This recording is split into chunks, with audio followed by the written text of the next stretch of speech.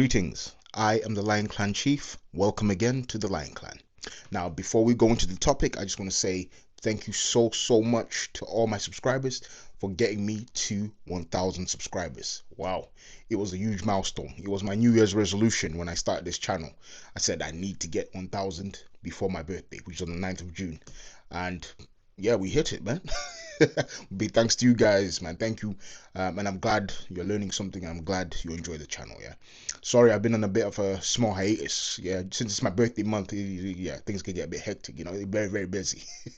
But I'm back now, and the topic of the day is African achievements. Now, originally I was going to make this video about the various African achievements in history and also how some of them influenced other parts of the world. But once you start digging, like me, when I start digging and I find more information, I'm like, okay, if I talk about all these in one video, this is going to be like over an hour. All right. I need to chill. So it's going to have to be a series. African achievements will be its own series. Yeah. So the first African achievement we'll discuss is the independent cultivation of rice within Western Africa and how that went on to influence rice cultivation in the New World. Now, before we discuss the native African rice, its cultivation and domestication, let's first cover the history of rice in general and its significance to different cultures. Now, let me ask you, what exactly is rice? Yeah, many of us don't think about it. We just eat it, yeah? Jollof rice, egg fried rice, special fried rice, binyari rice. We just eat it. It's delicious. But we don't think, what exactly is this thing we're eating?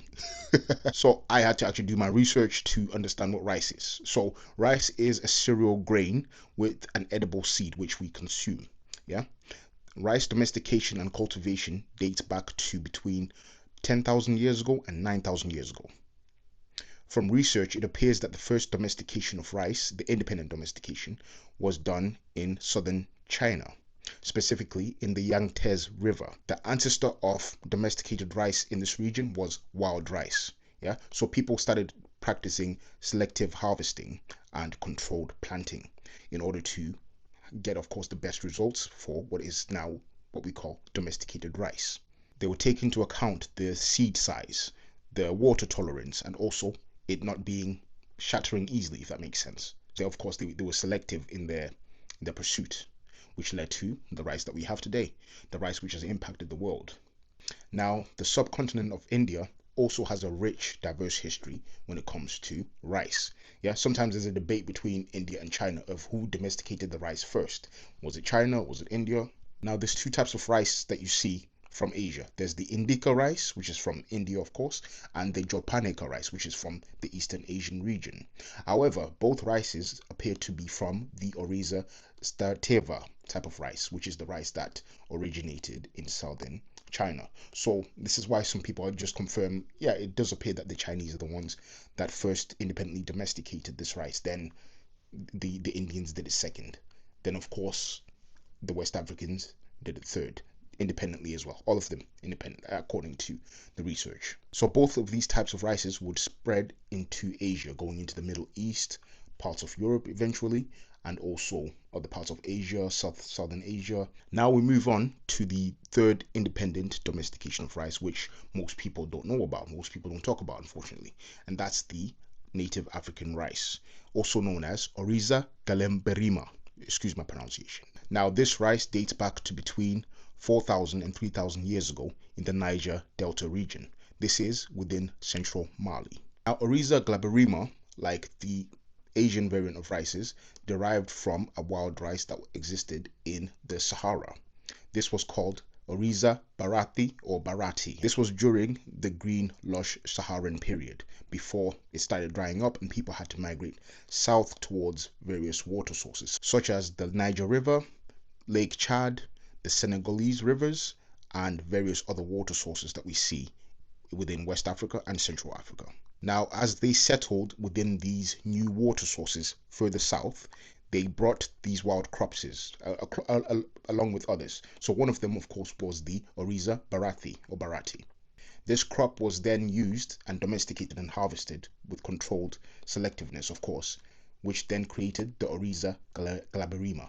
aka native African rice, over time. Now, with this domesticated rice, it began to spread into other regions of Africa, which saw different preferential domestication methods and cultivation methods. There are at least 7 that we can name. The first irrigation technique that they used was the floodplain rice system. So this one utilized the floodings of the Niger River and also the Bani River. As the water was receding, they would take advantage of the moisture left in the soil to nourish the rice. This was more so seen in the Niger Delta region. Now, the second irrigation and cultivation technique that was used is the mangrove and swamp system. Now, this technique was seen more so in the coastal regions, for example, in the Senegambian region, in the Guinea region, Sierra Leone, and Guinea-Bissau. This technique involved farmers building dikes and bunds in order to keep out salt water and also to manage tidal floodings. Now, this one required the knowledge of salinity control as well as tidal patterns and soil conditioning. The Jola people, for example, are one of the ethnic groups that were noted in history for using this technique in order to cultivate and to harvest their rice as well. The Jola were noted for using rainwater control as well as distribution in order to, of course, cultivate and irrigate their rice. Women in many communities were the primary farmers for rice. Just keep that in mind. Now, the third technique which was utilized is the upland rain-fed system. Now, this one was primarily seen in the Guinea Highlands.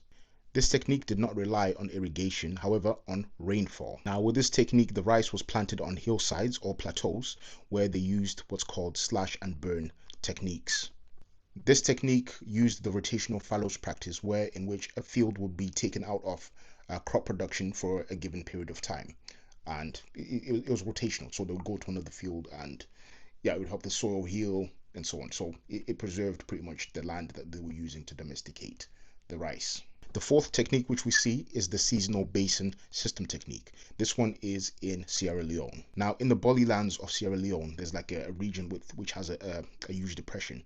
So whenever it rains, it does flood a bit, and they use that flooding to their advantage when it comes to planting the rice when the floods recede. Again, it's similar to the first one which we discussed, where the water would start receding and then they would plant in order to take advantage of the moisture and help the rice grow in that period. So this one is seen in Sierra Leone. Now, the fifth technique that was used is the irrigated inland valley system. Now, this system required the modification of valleys in between hills. Now, this was done manually and it can also be done hydraulically. Now, it required the farmers to build small-scale canals, bunds, as well as drainage systems in order to help irrigate and cultivate the rice. This technique is ideal for off-season farming and also dry season farming for rice. Now, the sixth technique which was used is the tidal irrigation in estuarine plains. Now, this was done in Senegambia as well as the Guinea-Bissau region. Now, with this one, the farmers would utilize and harness the natural tidal flows in order to flood and also drain rice paddies. They built sluices as well as channels in order to regulate the salt within the water that was coming through. This required daily and sometimes seasonal management of the tidal patterns. Now, they managed the salt water by trapping the fresh water and using that to wash away the salt content and have the water be fresh. It's very complicated. I still can't quite understand fully how it works, but I'm pretty sure people who know agriculture can explain it better than me. The Europeans, when they saw this stuff, they were very impressed. But the impression that they had, unfortunately, would lead to a high number of people being taken in the slave trade for the purpose of rice cultivation and domestication in the New World. Now, the seventh and last technique that was used is the compound or garden system. So this one was pretty much farming crops within your compound. So this one required hand irrigation or rain-fed irrigation for the crops to grow. This one is pretty much the simplest one, the simplest example, but it just goes to show even people that weren't they didn't have the more sophisticated techniques, they were still growing their own rice in their own backyards, in their own land, in their own compounds in these regions. So it goes to show many people had knowledge of rice cultivation within the region, which became known as the Rice Coast later on to the Europeans. Now, by the year 1560, the Transatlantic Slave Trade had begun and was totally underway. So many people from what became known as the Rice Coast began to be taken to the New World specifically in regions like Suriname, Brazil, and other South American regions. Now, in many cases, the women that were enslaved were forced to take seeds from their native lands in order to grow them into the new world. Some of them would also hide crops or grains into their hair, which they would use in order to plant in the new world. Or once they've escaped slavery, they would they would do the same thing, hide these seeds and so on in their hair, and then escape. So many maroon communities in parts of Suriname, northwestern Brazil, and other regions of South America, even in parts of Mexico, I believe, escaped with their own rice grains and began to plant rice. So the native West African rice began to be domesticated in the New World, thanks to these women and these Africans who had taken the crops. So, but sometimes these crops were just taken as part of supplies that were purchased or taken by these Europeans who were buying and trading slaves. Now, these maroon communities continued to cultivate and plant these rices all the way up until the 18th and 19th century. So they maintained their crops, the crops that they took with them. As I stated, even in maroon oral culture and oral traditions, they do mention again the women taking these crops, hiding them in their hair, and once they've escaped, they would use those crops in order to plant the rice and also cultivate it, so thus maintaining their communities, which they did for hundreds of years. The Maroons are very interesting people, and yeah, man, I will definitely cover them in future videos. Now, with time, the Asian variety of rice was introduced into South American communities, and with this, the African variation became overshadowed, or it became mixed with the Asian variety. So there are very few places in South America today, I believe, where you can find actual native African rice still being cultivated to that level. But I believe some maroon communities which still exist today, yeah, they still cultivate that rice like the ancestors did, which is very impressive. Now, moving on into the North American region, specifically in the South Carolina region of America, in 1685, that's when rice domestication began to happen. Now, from research, it's said that the rice that they were using was from Madagascar. So the rice Madagascans were using was from the Asian variety, I believe the Indonesian variety of rice. So it was Indonesian type of rice that they had first, according to some research. But some are saying that this was actually the West African variety. But I don't know, that needs to be clarified. But actual native West African rice would make its way into the Americas. It's not very clear how it happened or when exactly. However, the documented example which we have begins with the third president of the United States, Thomas Jefferson. Now, based on historical accounts and also his own writings, he had an obsession with rice and wanted to cultivate rice in the Americas, and he wanted to grow it. So he tried many examples, many varieties of rice, which he purchased in Italy, all over parts of Northern Africa, I believe, and many of them were failing until he met a Bostonian, so someone from Boston, captain, who told him about the West African variety of rice and also the people of West Africa who cultivated their own rice and had their own irrigation techniques, some of which we've gone through today. Now, this Bostonian captain who Thomas Jefferson communicated with would go for a few months into West Africa to purchase the native African rice. It's said he purchased 10 gallons of this rice and returned to America and met again with Thomas Jefferson. Now, this rice was divided amongst rice growers, including George Washington, and they did their experiment to see how successful this rice would be compared to the other varieties of rice which they had tried to plant and cultivate within the lands and the soil in America. Now, in the state of Virginia, apparently the cultivation of native African rice failed. However, in the state of Georgia, it was successful, which led to its spread. And then it would lead to what's called Carolina golden rice, which is actually native African rice, which was introduced that way. However, just keep in mind, they knew that the West African people had the knowledge to cultivate this rice and to domesticate it and to produce most of it. So what they would do is they would target areas known as the Rice Coast, which are the regions that I've mentioned. So the Senegambian region, the Guinea-Bissau region, and the Sierra Leone region, for example. The Louisiana Purchase of 1803 led to many Africans being taken to the south to utilize their knowledge in the domestication and cultivation of rice, which was now the famous Carolina golden rice, which was famous throughout America. So the techniques of West African peoples when it comes to their cultivation fed America and contributed to America's economy, because the rice cultivation and rice itself was feeding the economy as well. Now, a man called Henry Lawrence and George Austin would create one of the biggest firms for slave trading in North America. Now, this firm would specialize in the trade of Africans from what's called the Rice Coast.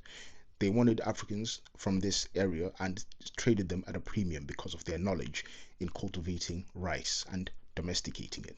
So the utilization of the African knowledge in rice cultivation would lead to what's called, again, the Carolina golden rice, which would become a very big staple rice in the region of South Carolina and would be, of course, exported into other regions, thus impacting the economy and contributing to the economy of North America.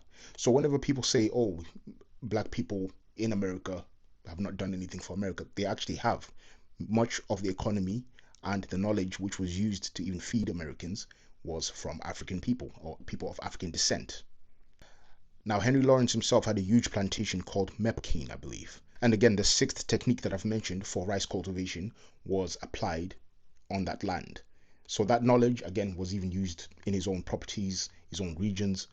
And again, it made him rich, on the knowledge of black people. But unfortunately, for whatever reason, this is not taught more. I don't know why. People need to learn about this, man. It's sad that people don't know this. I didn't know this until recently. Now, it's another content creator called Port City who introduced me to this information about Austin and Lawrence, that being the largest slave firm in the region at the time, and also them specifically targeting people from the Rice Coast to utilize their knowledge. I was blown away by his presentation. I've added a link to the video and also to his channel. Check out his content. Port City is awesome, and the research he does, and he's hilarious, man. I'm telling you, when people are spreading misinformation about their own history, their own selves, their own cultures, he shuts them down, and it's hilarious, man. I love Port City's content, and man, one day we may collab, man. But yeah, check out Port City.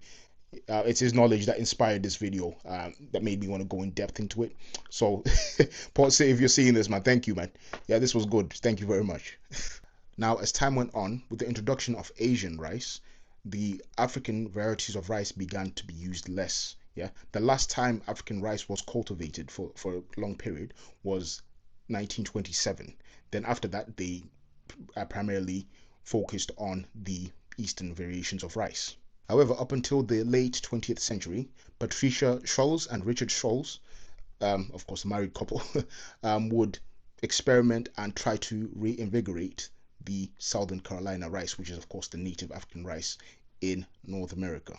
So this couple did an agricultural restoration project in Hardyville, South Carolina, and they got very interested in reintroducing South Carolina golden rice. With the assistance of USDA, they were able to get a seed stock and managed to plant the African rice yet again in the region, thus being the first time it was done in over 60 or 70 years. Clemson University would go a step further and create a disease-resistant strain of this rice in order to help get it reintroduced. Now, in the early 2000s, chefs and food historians began to try and push Carolina golden again in order to get it out there again. It's a historical crop. It's part of American history. It paved the way for many Americans and also the economy. So they really put a lot of effort to put it back. And now many brands in America are selling the South Carolina golden rice yet again. For example, Carolina Plantation Rice, Anson Mill, and various other brands in America are working on this Carolina golden rice. So I've never had native African rice. I really want to try it. Especially someone should make some jollof rice with it. I want to see what it tastes like with the native African rice. Get some more authentic jollof, you know what I mean? I'm very happy to see that the rice is still being cultivated and still being used today in parts of West Africa and in the Americas. And in parts of West Africa, by the way, it is on a decline, and I'm very sad to hear that. They need to preserve it. It's part of the culture. It's part of the heritage. But I do understand the older strain of rice, which was domesticated for a longer time, is more adept and it's more stronger in certain ways. So that I get why people are replacing it. But I'm saying, I would love to try the native African rice with the various the various recipes, like jollof rice, Ghana jollof, Senegalese jollof. I want to try it all. I want to try it. I love rice. But anyway, as you can see, this was a long video, and you see why I've had to make this into a series rather than talk about each historical achievement and contribution by Africans. It would have taken too long. So anyway, I hope you've enjoyed this video, and yeah, man, give me a thumbs up if you have. Give me some feedback. If you've got more information, any recipes that this rice is used with, let me know. I would definitely love to see them. Yeah, I want to try it. If you know any places in England where they have this rice, let me know. I'll go buy it myself. I want to cook it, man. I made myself hungry just talking today. Anyway, thank you for watching. Yes, please like, comment, and subscribe if you haven't subscribed. Many of you haven't subscribed. You better subscribe. If you got to this far, you better subscribe, man. Yeah, I know you enjoyed the content. You better subscribe. But anyway, thank you for watching. Yes, I am your chief. Good day, my people.